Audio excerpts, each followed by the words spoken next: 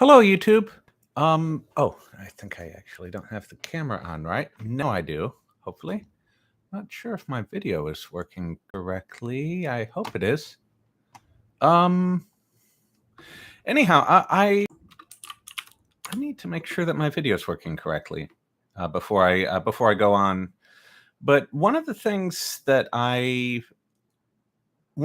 I've been playing with. Oh, good, it is.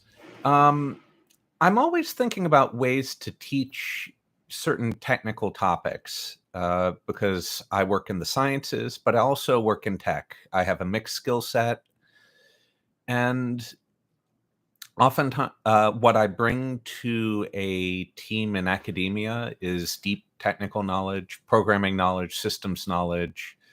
How does networking work?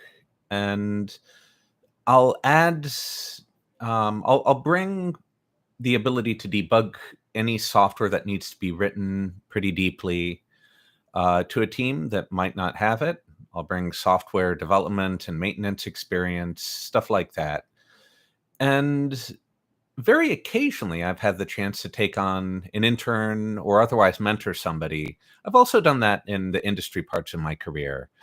And it's been good, but it's reminded me of exactly how weird and fragile the process is of learning systems knowledge up to the level where you can do all the really interesting, important stuff like filling these kinds of roles.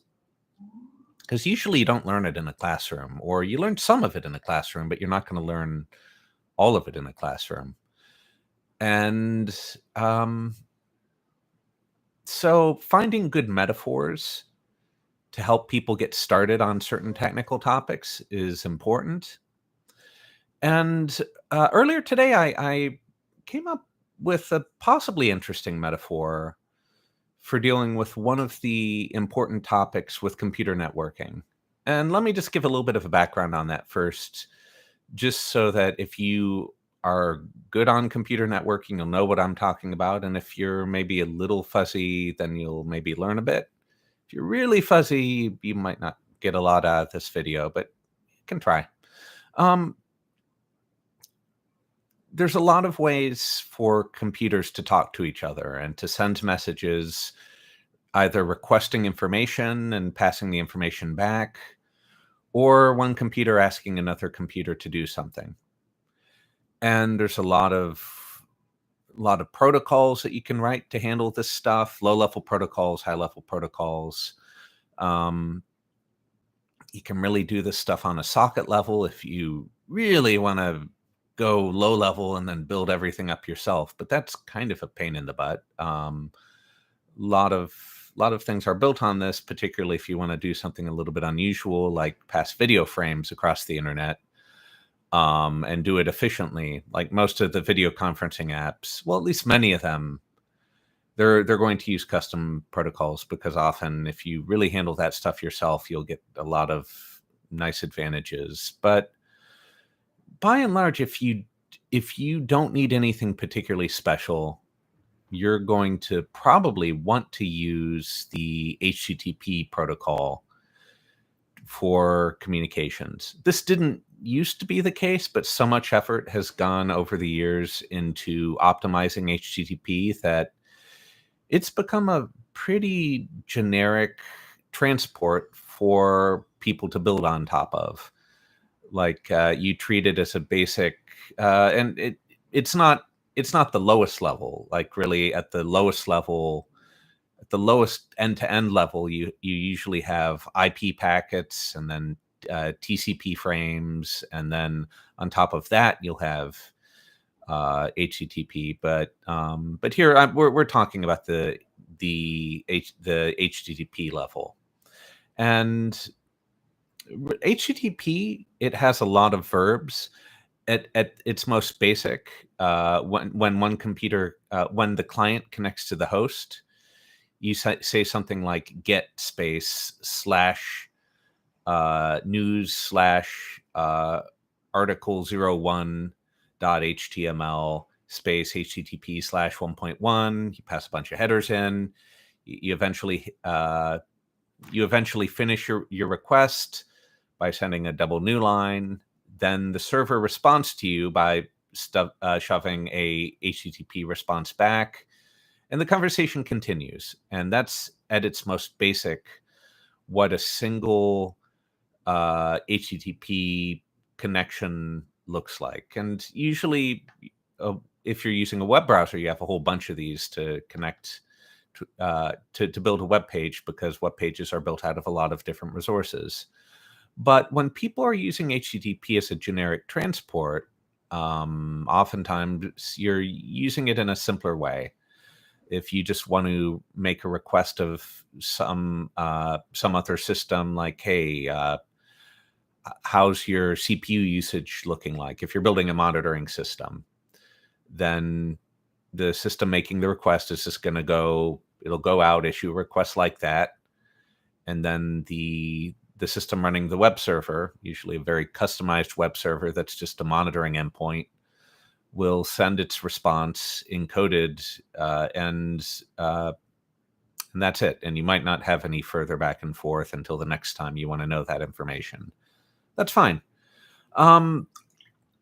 And so there's a lot of verbs, but most of the time you just have maybe 3 verbs that are the most common, and a few other verbs that are a little bit less commonly used.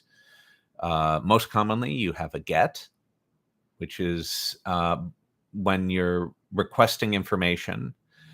And by convention, an HTTP GET is not supposed to change state on the server. And the client is allowed to repeat it a lot of times, and it's not supposed to be a mess if you have duplicate GET requests. It's just a convention. Not everybody follows that rule, but you really probably should. There's just kind of a set of agreements that people writing standards have kind of said, hey, if everybody gets on board with this kind of thing, then it would be really great. And people should write software with the expectation that everybody has gotten on board with this. And it mostly kind of works. So that's the HTTP GET. And you have your base URL, and you also often have parameters to URLs that are encoded a certain way. They're encoded right into the URL. This was kind of an arbitrary choice, and we're going to get to why I mentioned this in just a second. But after another HTTP verb is a post. And this is normally used for if you want to change something on the remote server, if you're telling another system to do something. Like, hey, why don't you turn on the lights in the office, or delete a file for me, or something like that. There's a lot of things that you might conceivably want changed, but that's usually what a post is for. It can also just be, I would like to log in. Please give me a token. But by convention, these are not things that you want to repeat. They're things that you do once. They're stateful. There are technical terms that we can use for this, like idempotent, but I'm going to try not to dig into that because I'm not actually trying to teach at the moment, and I don't have a whiteboard, and I haven't really planned this out to be a structured, really deeply teach you stuff kind of thing. This is just kind of a brief overview of what I'm talking about, and also maybe to a certain extent demonstrating that I know what I'm talking about. But that's an HTTP post. And the way that an HTTP post encodes all kinds of parameters to a request is entirely, completely different than an HTTP GET. It's not encoded in the URL. Instead, you have a body to the request, and you have key value stuff that's passed in that body. Now, was this a principled decision? Not exactly, but that's okay. I mean, oftentimes somebody makes a choice at one point, and they're not entirely consistent, and you just kind of have to live with it. But that's a post. There's also a third HTTP verb called head that you can get just to get the size of some piece of data, but you don't really want to have the data. You also get some information about the last time it changed, so that you can tell if your copy of the data is the same as the copy on the server. It's useful for a lot of things. Those are the three main HTTP verbs. There are a few other verbs that are sometimes used for more specialized purposes, but they're not always supported by servers and most clients don't implement tons of these. Uh, there's a lot of other stuff that's part of the HTTP spec, and you'd really have to read the RFCs and there's a whole bunch of them because HTTP has been around basically forever. It's had several versions. Could talk about host headers, but we're not going to. But there's a lot of complexity in this. But I think in terms of really, if somebody really wants to understand this stuff well enough to debug it and to write code that works with it, they kind of have to internalize. They kind of have to. They need to internalize enough of this knowledge to be at least reasonably fluent in what's going on and what can go wrong. And unfortunately, that involves a lot of learning the foundations and memorizing the details. And this is one of the things that often distinguishes systems programmers from other types of programmers, and that as a systems programmer, we need to know a lot more.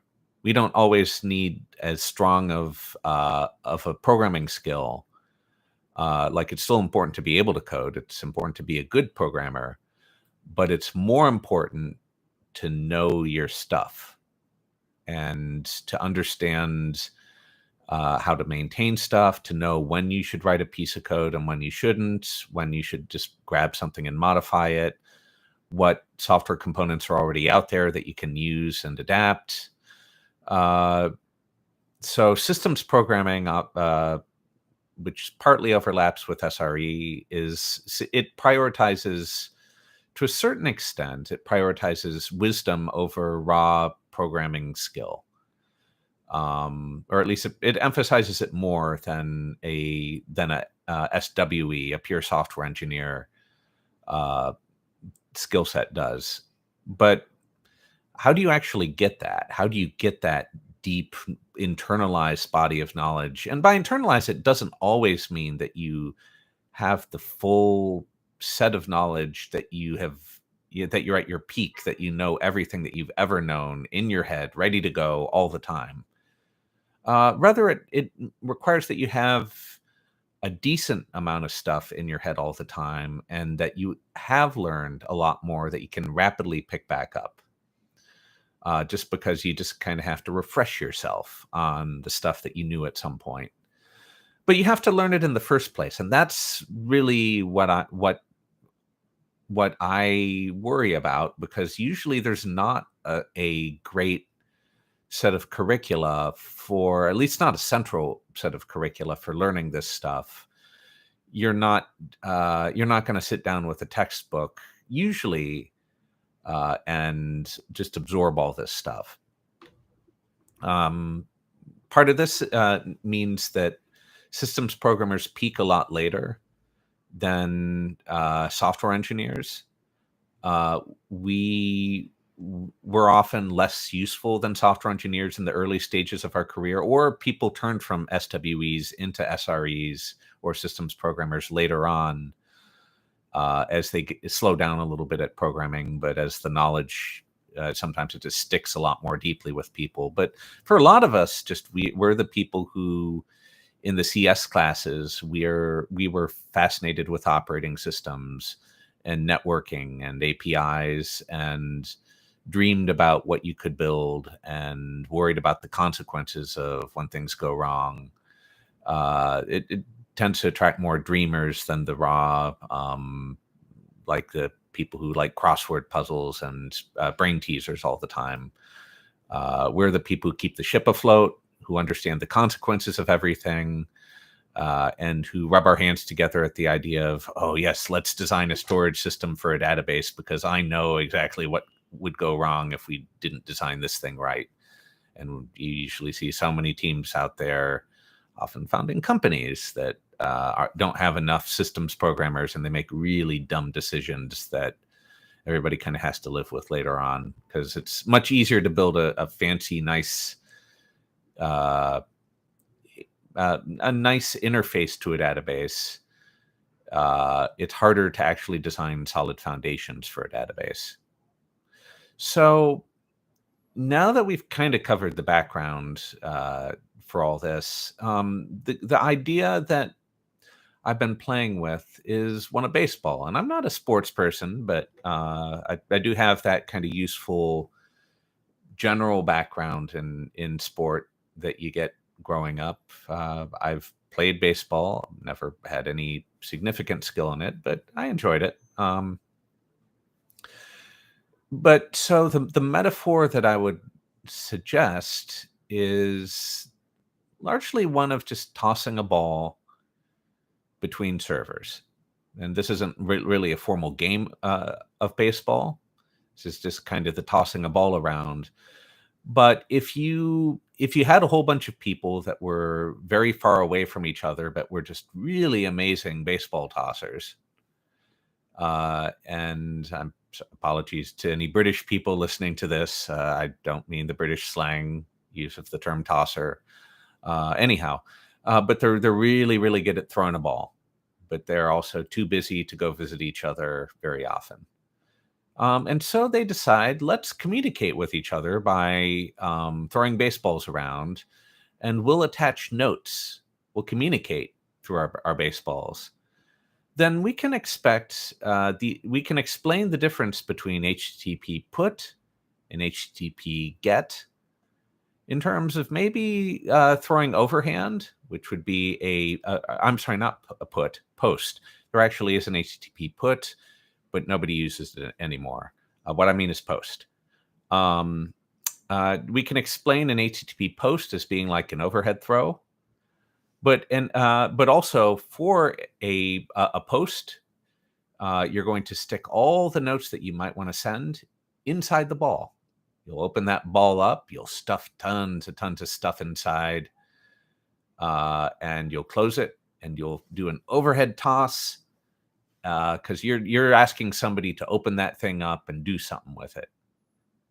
And it's just by convention that the do something with is the overhead toss, but it's important that you have these conventions because occasionally you might need to have that ball reach somebody who's much further away, so you throw it to some intermediary and they'll pass it along. Like they'll catch it, they'll see a note on the surface of the ball saying where it's really meant to go, and they'll throw it on. And in the metaphor, that is an HTTP proxy. I won't go into that because, again, I'm not trying to do a full amount of teaching, but and then for an HTTP get, that would be an underhand toss. And by convention, then, again, you potentially might have stuff going through a proxy or two before it reaches its destination. But with the get, because we have that convention of it's not supposed to change data, all it is a request for information, and you get it back, and the server, the system that gets the request is not going to change anything based on it. What you could tell the proxy is, if you're worried that you might have somehow that the message might have gotten lost, you can resend it. Whereas with a post, because of the convention that it might change data, like maybe you're ordering something from Amazon or something like that, the convention is, if you're not sure whether it reached its destination as a proxy, just drop it. And because it's better to potentially leave something undone than it is to do something twice and potentially have some really underdetermined result. And so I'm trying to figure out if I like this metaphor. I don't think it's a bad metaphor. It's a little imperfect, and of course it doesn't. There's no real way to explain a head request using this, maybe with the baseball hand signals, but I think that's really more of a thing that you do in games rather than something you do just when you're tossing the ball around. But Uh, Maybe it might work for the hand signals used in baseball, and maybe people actually do kind of point where they want to throw a ball, just to give somebody a little bit of a practice running and catching, something like that. That's kind of sort of similar to a head, using head as a verb. I don't know, but it's a metaphor that I'm playing with, and it's important that we find good metaphors. It's really important that we do that because we don't want everybody to be a systems programmer, but we do need to make sure that we have a good set of systems programmers out there as part of software engineering teams, because you get better results when you have some of these people on your team. You get people who take the long view, you get people who can maintain stuff longer term, get people who still can code, but who will also know when you don't need to, or who are better at planning what you need to code, figuring out what approaches you should take. Because a lot of code gets written that probably doesn't need to get written, just because people don't know what's out there, or they don't realize that their approach is bad. And then sometimes you need to back up and take another approach. Having good systems people around can often save you from that, or it'll give you a better design. But it's a potential metaphor, and I don't know if we're ever going to have textbooks that give you all the systems knowledge you need on these broad topics. I mean, yeah, there actually are a lot of textbooks. The problem is that systems knowledge changes a lot more often than general programming knowledge, because new programming languages only come out so often, whereas systems technology changes all the time, and you have to keep up. You're never going to write one of these things and have it be reasonably comprehensive for super long. But also, to be a good systems programmer, you need to know so much more than you need to be just a good pure programmer. Just because it's a more knowledge focused rather than practiced focused type of programming. And so just the number of books you would need to get there is it's kind of scary. And so in practice, and I don't think this is a good thing, a lot of systems programmers just they're older. They're people who spend a lot more of their time outside of work just digging into stuff because they're curious, knowing that potentially it'll be useful to kind of understand something down the line. And they'll also like dip their toes into they'll learn a little bit about fields that they'll never work in, just to have some peripheral knowledge. As an example, sometime back, I learned enough CSS, and I learned about the HTML canvas element. I implemented a small subset of Turtle logo, just because I felt that it was important that I learn kind of how that model works, in case I ever needed to debug something. Having the background knowledge might be useful. Plus, I was just curious. But you have to do that continually if you want to be maximally useful. Maybe not maximally, but if you want to be pretty useful, you have to do it often enough. And so books are not always going to get you there, but finding good metaphors for teaching, certainly helping people on this long journey of being a systems programmer. I want to make that easier. I want to find the good metaphors. I don't know if baseball will be it for everybody. I don't know if everybody has tossed a ball around. But we'll just keep on finding more metaphors and adding them to the list of ways that you can reach people who might be interested, and try it with them. And if you find that a set of metaphors doesn't work with one person, use a different set. And ideally, if you're interested in teaching this stuff, then you have a whole bunch of metaphors available to you, and you just keep on when you're teaching somebody, inspiring them, mentoring them, whatever. You just keep on looking for these things until you find something that works. Anyhow, that's what I got for this topic. If you like, you can leave a comment. Let me know what you think of the metaphor. I'm also doing this using YouTube Live, which I don't think I've done before, but I'm just hoping that that I still get most of the features without needing to deal with the pain of bringing up the Corel, whatever it is, and converting video formats and then uploading and blah blah blah. Um, I might not do this again if it turns out that the way that YouTube Live formats things is, uh, if it ends up being very different from a regular video upload, but we'll see. Anyhow, have a good day. Bye bye.